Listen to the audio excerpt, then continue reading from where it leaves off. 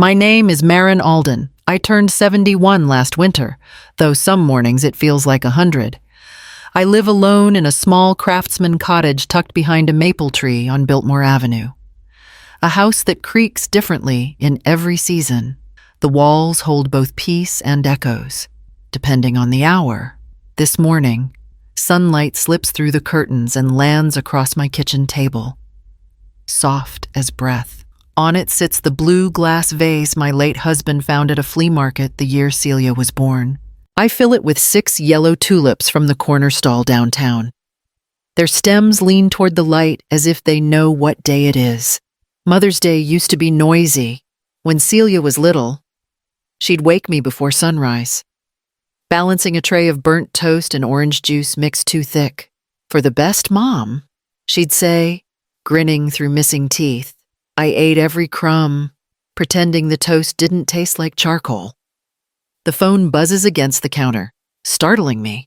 A text from Celia lunch at our place. 1 o'clock. Don't bring anything. 3 short lines. No heart. No exclamation point. Just information. I stare at the message until the screen goes dark. My reflection lingers faintly in the glass, older, softer, still hoping for more than schedules. On the counter sits a bag of lemons from yesterday's market, their skins bright as memory. For 30 years, my lemon cake has been our tradition. Even when times were lean, there was always enough sugar for that. I run a hand over the recipe card. Edges worn thin from use. Don't bring anything, she said. I reach for the mixing bowl anyway.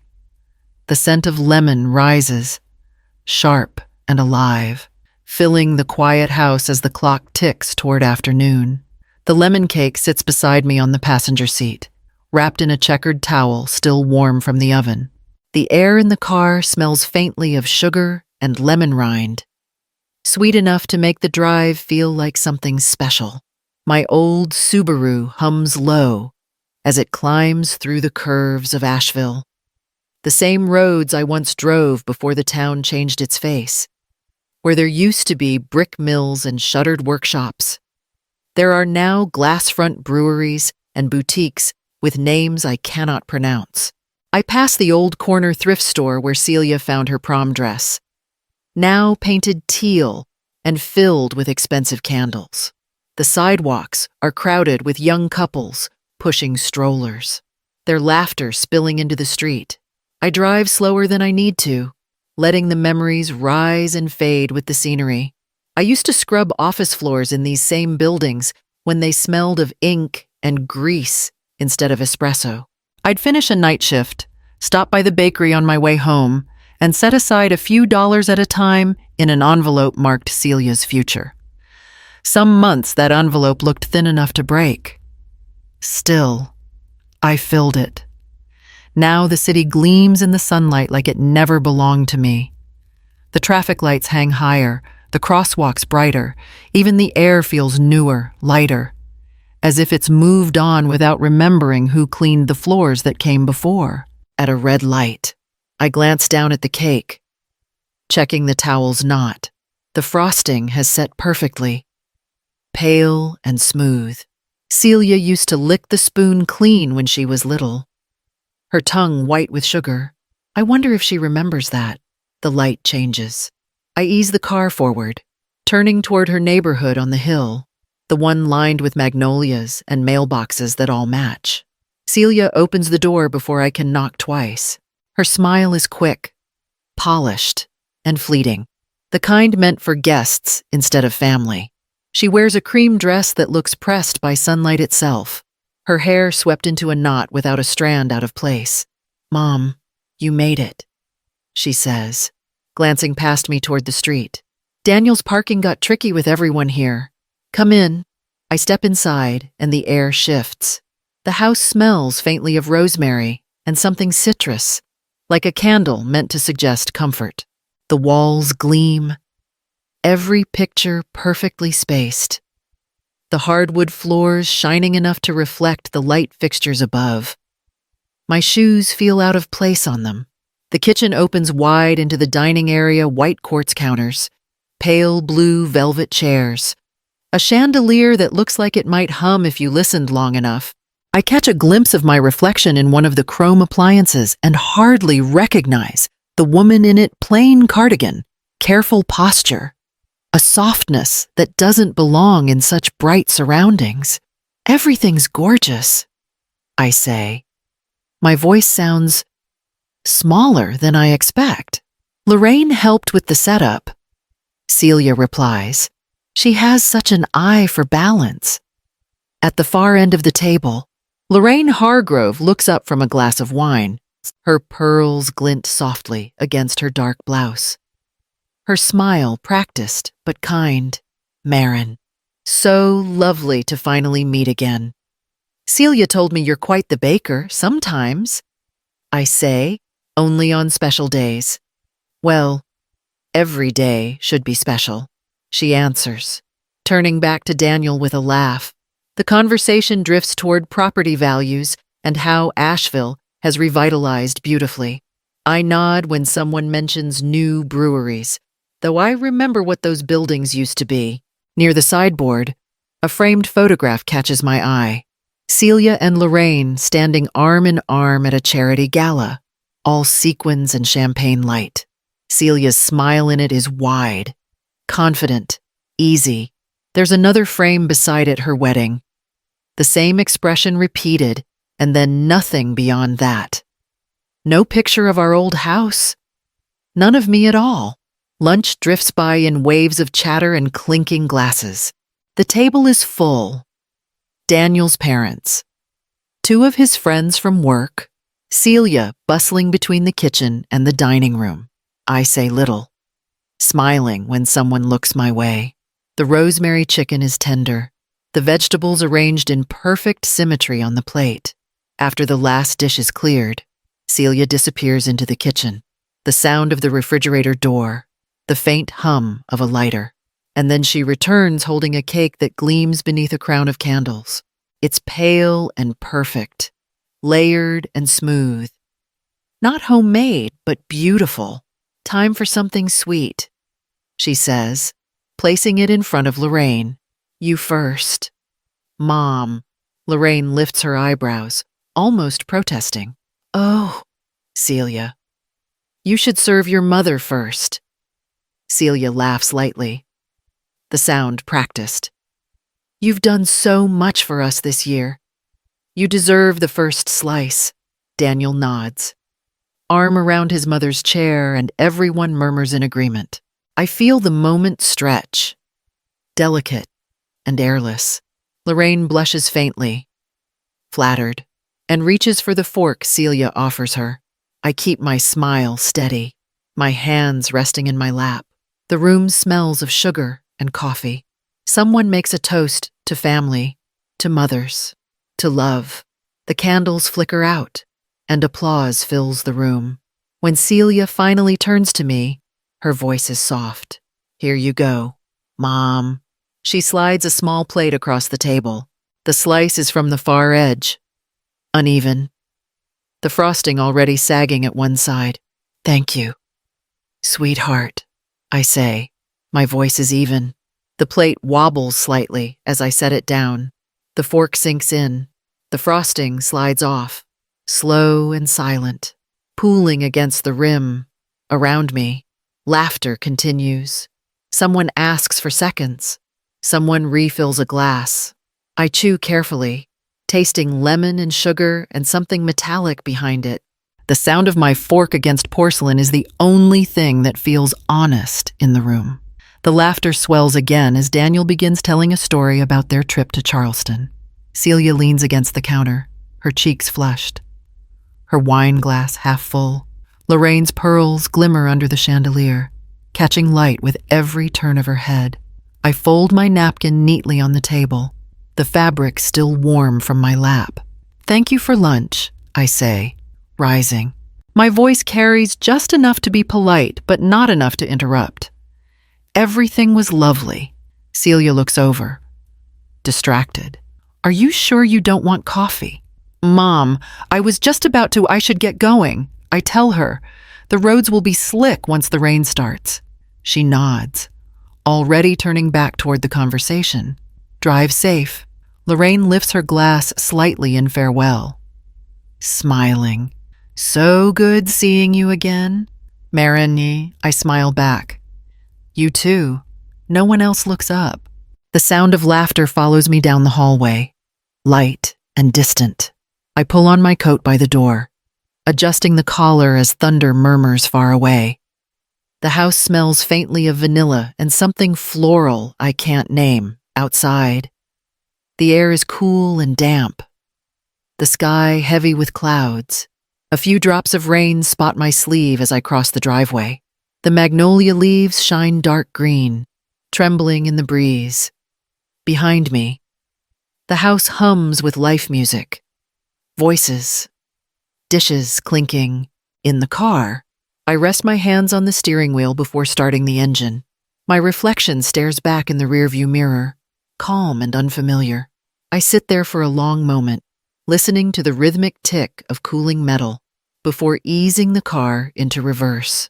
The wipers start their slow, steady path across the windshield as I pull away.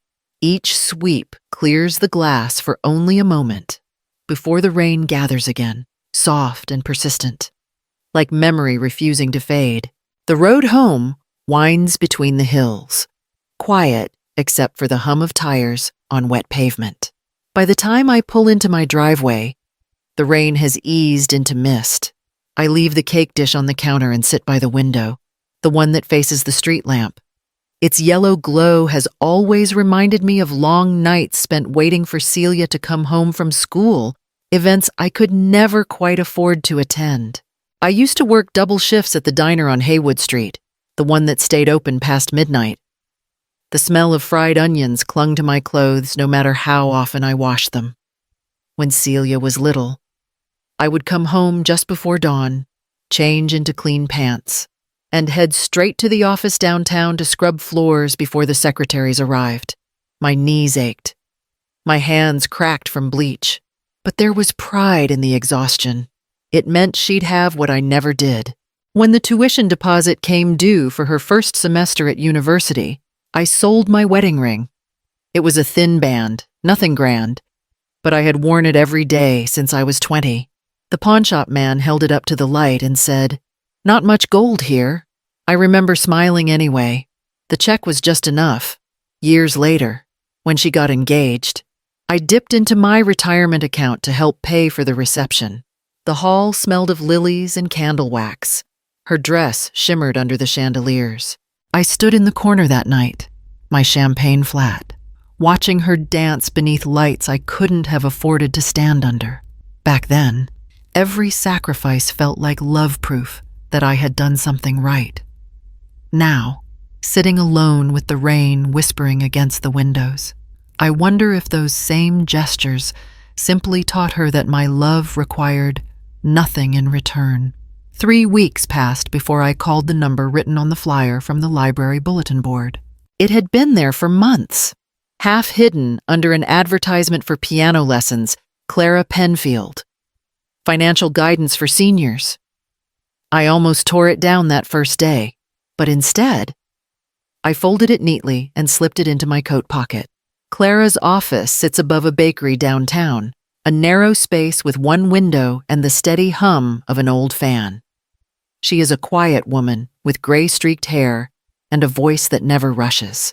I tell her I want to sell my house and place the proceeds, along with what's left of my savings, into something useful, something that might mean more than furniture and dishes passed to someone who doesn't need them. She listens carefully, her pen resting on a legal pad. "We can structure a small charitable trust," she says. "Is there a name you'd like attached to it?" I think for a long moment. "The Alden Fund for Working Women," I tell her, "for those who need a second chance." Her smile is soft, professional. It's a good name. We go through the paperwork together. The numbers are modest, but they are mine, earned through years of weary mornings and late nights. Each signature feels like a closing door, but not a painful one, more like a room finally set in order. When we reach the final page, Clara looks up. "Would you like to name your daughter as a beneficiary?" I steady the pen in my hand. Not this time, I say. The words come easily, almost gentle. She nods once and slides the papers toward me. Beside the folder lies a small bowl of peppermints. I take none. The pen glides across the line. Black ink settling into paper. Outside, the scent of fresh bread drifts up from the bakery below. I stand, thank her, and walk toward the stairs with my bag light in my hands. For the first time in years, what I carry belongs entirely to me. It was early evening when the phone rang, the kind of dusky hour when the light fades unevenly through the curtains. I almost didn't answer. The number on the screen was familiar but distant, like a tune I hadn't heard in years. Hi. Mom. Celia's voice trembled around the edges. I hope I'm not catching you at a bad time. I was just finishing dinner, I said, though my plate sat untouched. How are you? There was a pause. A breath that sounded heavier than it should. We've been better. Daniel's company had some restructuring. He was one of the cuts. It's been rough. You know, with the mortgage and everything. Her tone was careful.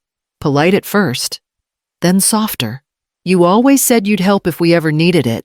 I held the phone tighter, listening to the faint hum of the line. A part of me wanted to reach through the distance, to fix what was broken, to make the world easy again for her. That part had always been strong. It had driven every double shift, every check written from savings, every quiet yes I never truly wanted to give. The silence stretched. I could hear her breathing, waiting for the familiar promise. I took a breath of my own. Steady and slow. I'm sorry things are hard right now. I said, I truly hope they turn around for you, but I'm not in a position to help. The quiet that followed was deep and startled. Then came a quick laugh, light and brittle. Oh, of course. I didn't mean well. I just thought, I know. I said gently, I really do. We stayed there for a few seconds longer, both of us pretending the call was still about catching up. Then she said goodbye, her voice small again, and the line clicked silent. The room around me settled into stillness. I set the phone down beside the lamp and let the calm sink in. Unfamiliar but steady, like standing on solid ground after years of learning how not to fall. The house sold faster than I expected. Within a month, I packed the things that mattered: books, the blue vase, a few dishes, and drove west toward the French Broad River. I rented a small cottage just outside the city limits, its porch wrapped in honeysuckle and paint that peeled in quiet places. From the back steps, I could see the water moving slow and silver between the trees. At first, the stillness unsettled me. I had lived my whole life to the rhythm of someone else's needs. The mornings stretched open, unclaimed, until I began walking into town, following the scent of bread from the corner bakery and the laughter that spilled from the community center. That was where I saw the sign, art classes for beginners, no experience needed. I hadn't held a brush since high school, but on a Thursday afternoon, I found myself sitting at a long table beside two women who smiled without asking for explanations. Daphne Rook, a retired nurse with steady hands, painted birds that never looked the same twice. Ruthie Benner, a carpenter widowed young, preferred wide, uneven strokes that made every canvas pulse with life. They welcomed me easily. We painted and talked about ordinary things, gardens, recipes, the way the river changed color after rain. Once a week, we shared potluck dinners, paper plates balanced on our knees, the room full of easy laughter and paint-smudged fingers. No one asked about the past. No one needed to. One afternoon, I began painting lemons, not whole ones, but slices, bright yellow arcs glowing against a white background. The color lifted from the page like light itself, clean and unashamed. When Daphne leaned over to look, she said, "They feel like sunshine." I smiled and kept painting, layering the yellow with quiet patience. For the first time in a long while, the smell of lemon brought no ache, only warmth. It wasn't the scent of a memory I had lost. It was the scent of something beginning again. A year passed quietly, marked by changing seasons and the steady rhythm of the river. When spring came again, the air carried the scent of lilacs and something new anticipation, not loneliness. I wanted to do something that felt like giving, but without the weight of sacrifice. So I reserved the community room at the art center and sent out a simple notice, Mother's Day dinner, everyone welcome. By dusk, the long tables were covered in mismatched cloths and borrowed chairs. The women from art class came early with dishes in their arms, Daphne's cornbread, Ruthie's stew, a pie that someone's neighbor had dropped off because it didn't seem right to stay home alone tonight. I placed the last thing on the table, a lemon cake, uneven but fragrant, the frosting curling where the heat had kissed it too long. The hand-painted sign leaned against the door, the letters slightly crooked but bright.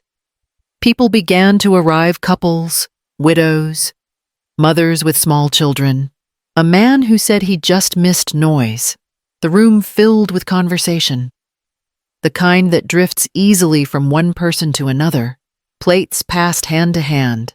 Laughter echoed against the old wood floors. At one end of the table, a boy reached for the first slice of cake. His fork caught the uneven corner, the one I once would have been given. He smiled. Frosting streaked across his cheek, and I felt something ease inside me, as if an old knot had finally loosened. I poured coffee, refilled plates, and moved among them. No one above or beneath anyone else. The air was warm with the scent of food and the hum of belonging. When the room grew quiet and the candles burned low, I sat down among them, the last of the cake still soft on the plate beside me. The blue vase with its tulips stood in the center, the petals open wide. For the first time in years, I didn't feel like a guest at someone else's table. I was home, no titles, no expectations, only the quiet truth that had taken me a lifetime to learn. A mother's love should never have to beg for a seat at the table.